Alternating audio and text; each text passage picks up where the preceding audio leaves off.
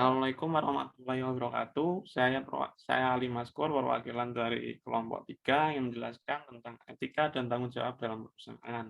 Yang pertama yaitu ada definisinya.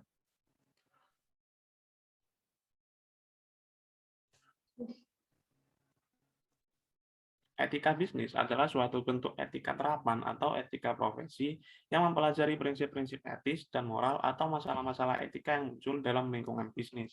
Etika bisnis sangat penting untuk mempertahankan loyalitas stakeholder dalam membuat keputusan-keputusan perusahaan dan dalam memecahkan persoalan perusahaan. Sistem bisnis beroperasi dalam suatu lingkungan di mana perilaku etis, tanggung jawab sosial, peraturan pemerintah, dan perundang-undangan saling berkaitan satu sama lain. Yang kedua yaitu ada tanggung jawab sosial.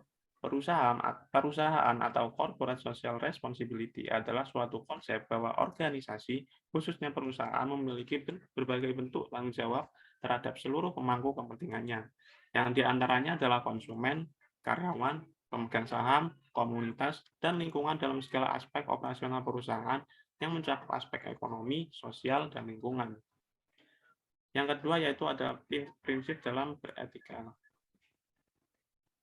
Yang pertama yaitu ada prinsip otonomi. Perusahaan memiliki kewenangan sesuai dengan bidang yang dilakukan dan pelaksanaannya dengan visi misi yang dimiliki.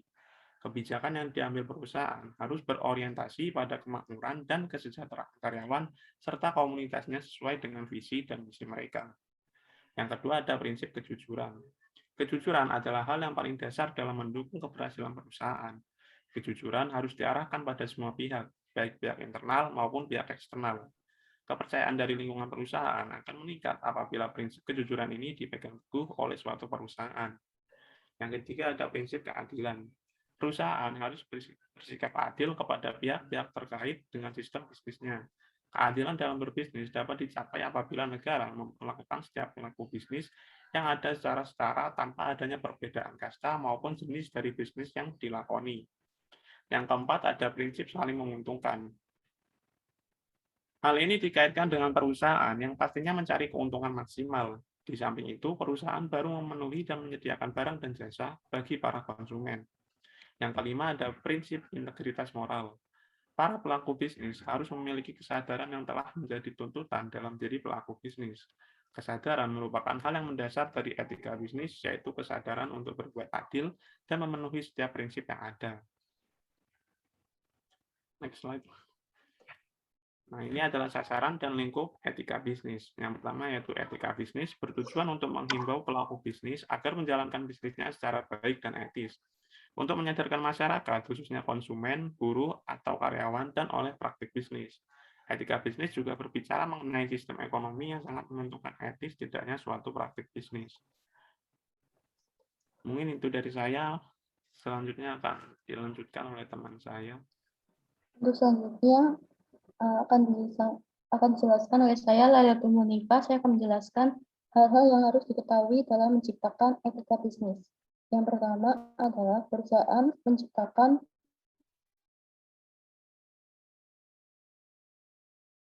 norma atau kepercayaan dan membuat pernyataan tertulis mengenai standar perilaku dan prinsip etis yang diharapkan dan dari manajemen. Memuat segala perilaku yang diharapkan bagaimana perusahaan harus berperilaku secara etis. Yang ketiga, menjalankan kode etik dengan adil dan konsisten. Yang keempat adalah pemimpin harus memberikan contoh perilaku etis setiap satu untuk menjadi tolak ukur bawahannya. Yang terakhir adalah melibatkan karyawan dalam mempertahankan standar etikanya. Mungkin bisa di next. Selanjutnya adalah peran etika bisnis. Etika sendiri berfungsi menggugah kesadaran moral perilaku bisnis untuk berbisnis secara baik dan etis, didasari nilai-nilai luhur yang bermanfaat bagi konsumen, masyarakat, dan demi menjaga nama baik bisnis sendiri dalam jangka panjang. Etika bisnis menjadi acuan bagi pebisnis untuk berbisnis tanpa merugikan konsumen, buruh, karyawan, dan masyarakat luas. Ini sekian presentasi dari saya. Ini bisa dilanjutkan oleh Siska.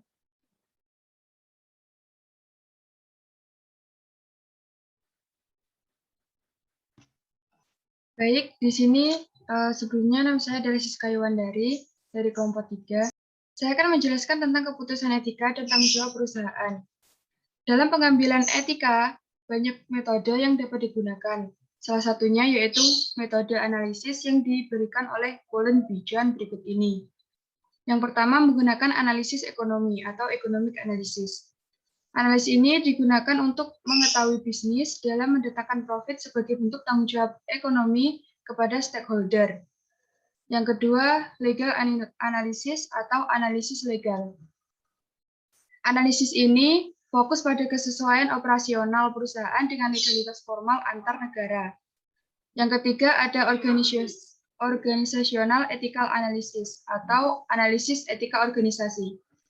Digunakan untuk menyesuaikan budaya organisasi perusahaan dengan etika yang diterapkan.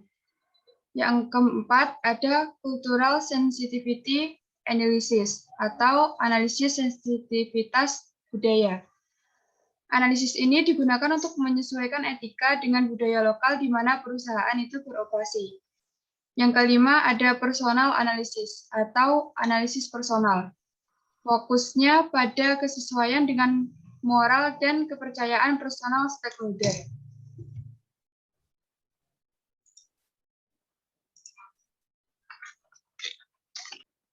Pentingnya tanggung jawab sosial perusahaan.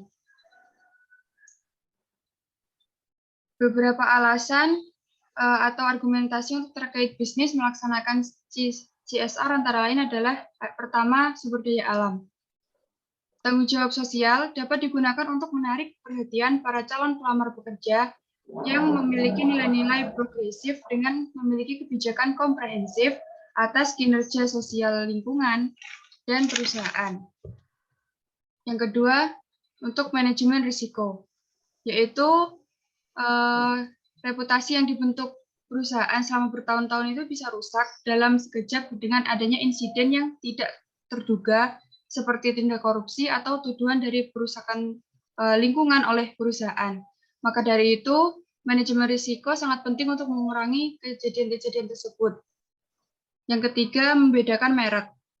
Menurut Philip Kotler atau Nancy Lee, setidaknya terdapat dua kegiatan dari tanggung jawab sosial yang bisa mendatangkan keuntungan terhadap merek, yaitu corporate social marketing dan cause-related marketing. Perusahaan yang mampu mengkampanyekan keduanya dengan baik akan mendapatkan produknya dibeli oleh banyak orang.